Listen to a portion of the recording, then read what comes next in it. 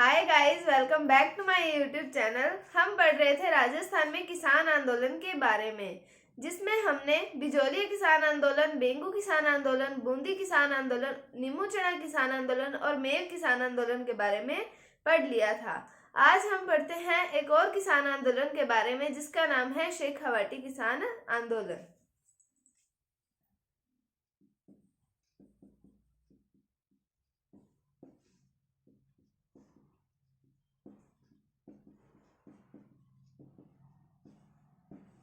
शेखावाटी क्षेत्र जो है वो चूरू, झुंझुनू, सीकर, इस क्षेत्र को कहा जाता है शेखावाटी क्षेत्र। और ये जो शेखावाटी क्षेत्र है ये आता है आमेर रियासत के अंतर्गत। तो आमेर रियासत के अंतर्गत ये क्षेत्र आता है। अब हम देखते हैं कि ये आंदोलन किन किन क्षेत्रों में हुआ था। तो पहले हम बात करते हैं सीकर के क्षेत्रों की। तो सीकर के अंदर आता है कूदन, बाटला नाऊ, कटराथल और भैरूपुरा।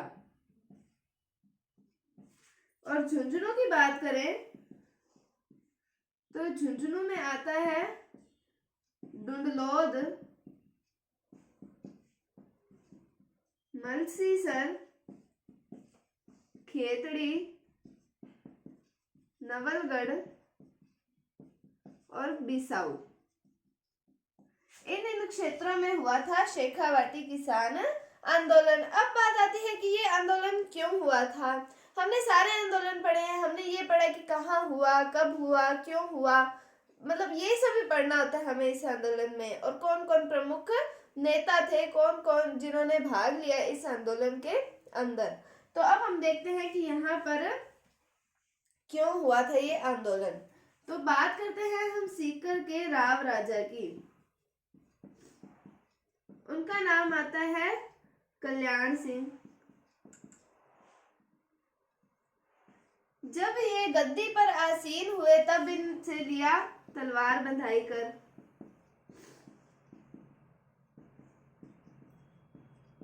और फिर इन्होंने कहा कि 1 वर्ष के लिए भू राजस्व में वृद्धि कर दी जाएगी। 25 से 30% तक भू राजस्व कर में वृद्धि की जाएगी। और साथ में ये भी कहा कि अगले साल से उसे घटा दिया जाएगा, लेकिन इन्होंने घटाया नहीं। इस कारण किसानों में आक्रोश उत्पन्न था। तो क्या बात आती है कि 1 वर्ष के लिए भू राजस्व कर में 25 से 30% की वृद्धि की जाएगी। और साथ में ये जब कर वसूलते थे तब किसानों पर अत्याचार साथ में करते थे। तो एक कारण बन जाता है कर वसूलते समय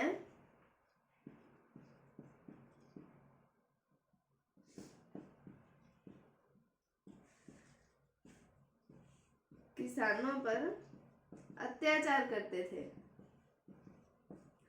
तो हमने देखा कि आमेर रियासत के अंतर्गत आता है सीकर और झुंझुनू के क्षेत्र पड़े जहां पर आंदोलन हुआ था। फिर हमने देखा कि सीकर के राव राजा है कल्याण सिंह, उन्होंने तलवार बंधाई कर लिया और 1 वर्ष के लिए भू राजस्व कर में वृद्धि कर दी। कितने प्रतिशत? 25 से 30% तक इन्होंने वृद्धि कर दी थी। साथ में कर लेते समय किसानों पर अत्याचार करते थे। फिर जो थे किसान थे ये मिले राम नारायण चौधरी से। कहाँ पर मिले? अजमेर में मिले थे और उनको इन्होंने नेतृत्व करने के लिए कहा। फिर जो किसान थे ये अजमेर में मिले राम नारायण चौधरी से और उन्हें नेतृत्व करने के लिए इन्होंने आग्रह किया, निवेदन किया इनसे कि आप इस आंदोलन का नेतृत्व कीजिए। फिर बात आती है अक्टूबर 1925 ईस्वी की। अक्टूबर 1925 ईस्वी में अखिल भारतीय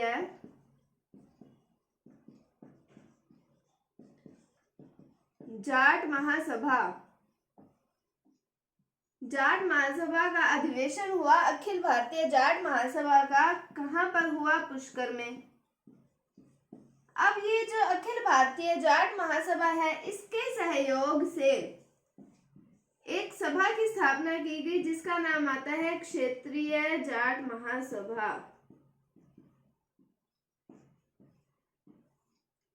क्षेत्रीय जाट महासभा, या फिर इसका एक और नाम भी आता है राजस्थान जाट क्षेत्रीय महासभा।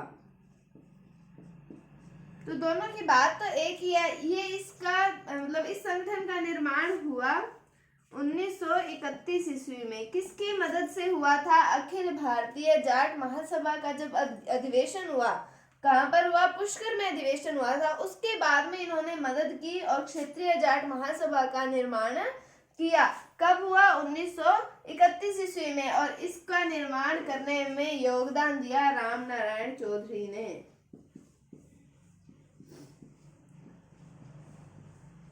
और जब सीकर के राव राजा को पता चला कि राम नारायण चौधरी ने क्षेत्रीय जाट महासभा का निर्माण किया है, ये इसलिए किया था ताकि किसानों को एक मंच प्राप्त हो जहां पर वो अपनी बात कह सके, इसलिए इसका निर्माण हुआ था। फिर जब उन्हें ये पता चला राव राजा को कि राम नारायण चौधरी ने क्षेत्रीय जाट महासभा का निर्माण किया है, तो उन्होंने राम नारायण चौधरी को शेखावाटी क्षेत्र से कर दिया निष्कासित।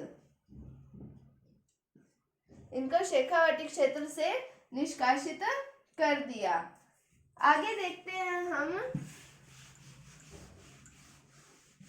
अब इधर तो बात की हमने सीकर की, अब हम कह रहे हैं कि झुंझुनू के क्षेत्रों में भी तो हुआ था किसान आंदोलन, तो वहां की भी बात करते हैं कि झुंझुनू में नेतृत्वकर्ता कौन थे? ये थे भरतपुर रियासत के। इनका नाम आता है देशराज, या फिर कहीं कहीं इनका नाम देशराज भी आता है।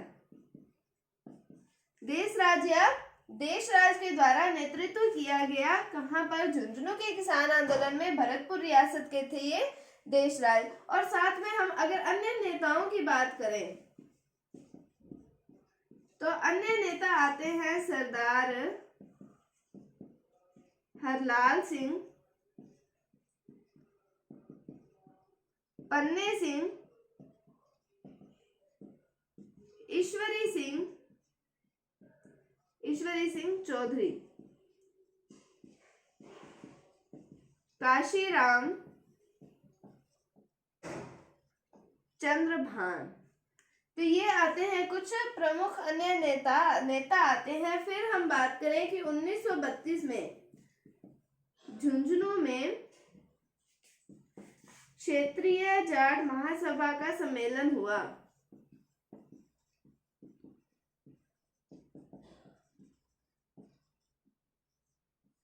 किसके नेतृत्व में हुआ? देशराज के नेतृत्व में हुआ। फिर अगर हम बात करते हैं 1934 ईस्वी की, तो 1934 ईस्वी में सीकर में प्रजापति महायज्ञ का आयोजन हुआ। प्रजापति महायज्ञ का आयोजन हुआ। हमने बात की झुंझुनू में नेतृत्वकर्ता कौन थे? देशराज। कहाँ के थे? भरतपुर रियासत के। फिर हमने अन्य नेताओं की बात की, सरदार हरलाल सिंह, पन्ने सिंह, ईश्वरी सिंह चौधरी और काशीराम चंद्रभान। और फिर हम देखते हैं कि 1932 ईस्वी में झुंझुनू में क्षेत्रीय जाट महासभा का सम्मेलन होता है और वहीं 1934 में सीकर में प्रजापति महायज्ञ का आयोजन होता है। फिर हम बात करें कि ये जो आंदोलन था किसान आंदोलन, इसमें महिलाओं पर अत्याचार, मतलब शेखावाटी के क्षेत्र में महिलाओं पर अत्याचार होता था। इस कारण महिलाओं ने भी इस आंदोलन में अपनी भूमिका निभाई, बढ़ चढ़कर भाग लिया। तो हम बात करते हैं 25 अप्रैल 1934 ईस्वी की। बात आती है कटराथल नामक स्थान पर। यहाँ पर हुई सभा, कटराथल सभा हुई। यहाँ पर 10,000 महिलाओं ने भाग लिया। 10,000 महिलाओं ने भाग लिया। इनमें से जिन महिलाओं ने नेतृत्व किया उनके नाम भी हम पढ़ लेते हैं। तो उनके नाम आते हैं रमा देवी, फूला देवी और किशोरी देवी। और इसी कटराथल सभा के अंदर एक महिला और आती है जिनका नाम आता है उत्तमा देवी। इन्होंने अपना ओजस्वी भाषण दिया था। तो 25 अप्रैल 1934 की बात कर रहे हैं हम। कटराथल महासभा का या कटराथल सभा आयोजित हुई थी जिसमें 10,000 महिलाओं ने भाग लिया था। जिसमें महिलाओं का नेतृत्व किसने किया? रमा देवी, फूला देवी और किशोरी देवी ने। और उत्तमा देवी ने अपने ओजस्वी भाषण से महिलाओं में जागृति उत्पन्न की थी। ये बात थी 25 अप्रैल 1934 ईस्वी की। शेखावाटी किसान आंदोलन में सबसे इम्पोर्टेंट बात आती है 25 अप्रैल 1934 ईस्वी के कटराथल सभा में, जिसमें 10,000 महिलाओं ने भाग लिया था। एक और इम्पोर्टेंट घटना आती है, बात आती है 21 जून 1934 ईस्वी की। 21 जून 1934 ईस्वी की। क्षेत्र है डुंडलोद। झुंझुनू का क्षेत्र है डुंडलोद। यहाँ पर जो ठिकानेदार के भाई थे ईश्वरी सिंह, इन्होंने एक किसान की हत्या कर दी थी और हत्या करने के बाद उन्हें सजा मिली। तो ये काम जो हुआ था सजा मिलने का, ये रियासतों में पहली बार था कि किसी ठिकानेदार के परिवार वाले को सजा मिली है। तो क्या बात थी कि डुंडलोद में ठिकानेदार के भाई ईश्वरी सिंह ने किसान की हत्या कर दी थी।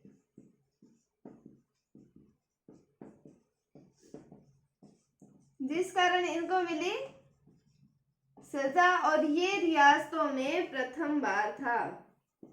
रियासतों में पहली बार ऐसा कोई काम हुआ था। तो ये घटना भी इम्पोर्टेंट आती है 21 जून 1934 की। एक थी 25 अप्रैल 1934 की और एक 21 जून 1934 ईस्वी की। इन दोनों से प्रश्न पूछे जाते हैं। फिर लंदन से प्रकाशित होने वाले एक समाचार पत्र है जिसका नाम आता है डेली हेराल्ड। कहाँ से प्रकाशित होता है? लंदन से प्रकाशित होने वाला समाचार पत्र है, नाम आता है डेली हेराल्ड।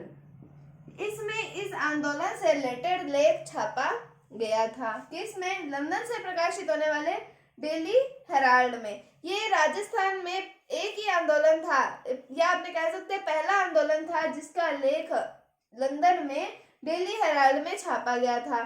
फिर अगर हम बात करें ब्रिटेन की संसद की, तो यहाँ पर भी हाउस ऑफ कॉमन्स जो है, हाउस ऑफ कॉमन्स में भी इस किसान आंदोलन को लेकर मुद्दा उठाया गया था, या इस मामले को उठाया गया था। कहाँ पर? ब्रिटेन की संसद में। तो लंदन के डेली हेराल्ड समाचार पत्र में और ब्रिटेन की संसद में शेखावाटी किसान आंदोलन के मुद्दे को उठाया गया था। फिर हम बात करें, अब इतना आंदोलन हो गया, अब इसका एंड भी तो होना चाहिए। तो इसके अंदर अब बात आती है जयपुर की। तो जयपुर में कैप्टन वेब, इनको भेजा गया शेखावाटी किसान आंदोलन की जानकारी प्राप्त करने के लिए कि वहां पर क्या क्या कुछ हो रहा है। फिर इनके साथ समझौता हुआ, इन्होंने समझौता किया और उसके अंदर 1934 की बात आती है। किसानों से जो लागतें ली जाती थी उन्हें माफ कर दिया गया। तो लागतें माफ कर दी गई। तो यहाँ पर ये आंदोलन समाप्त हो गया और इसका श्रेय किसको दिया जाता है? कैप्टन वेब को दिया जाता है। फिर बात करें अमृतलाल सेठ। अमृतलाल सेठ ने समाचार पत्र समाचार पत्र नाम आता है दैनिक जन्मभूमि। दैनिक जन्मभूमि में 26 मई 1935 ईस्वी को सीकर दिवस मनाने की बात कही। तो अमृतलाल सेठ जो है उन्होंने समाचार पत्र दैनिक जन्मभूमि में 26 मई 1935 को ये बात कही कि सीकर दिवस मनाया जाना चाहिए। तो जयपुर के अंदर कैप्टन वेब इस आंदोलन को समाप्त करने का श्रेय कैप्टन वेब को 1934 में लागतें माफ कर दी गई थी जो किसानों से ली जाती थी। फिर अमृतलाल सेठ ने सीकर दिवस मनाने की बात कही थी किसमें, अपने समाचार पत्र दैनिक जन्मभूमि में। कब कही थी? 26 मई 1935 ईस्वी को। ये था शेखावाटी किसान आंदोलन। उम्मीद है आपको ये किसान आंदोलन समझ आया होगा। अगर आपको इसमें कोई भी डाउट है तो आप कमेंट सेक्शन में पूछ सकते हैं। अगर आपको वीडियो थोड़ी सी भी अच्छी लगी है तो इसे लाइक कीजिए, शेयर कीजिए और चैनल को सब्सक्राइब जरूर कीजिए। Thank you, thanks for watching, bye bye.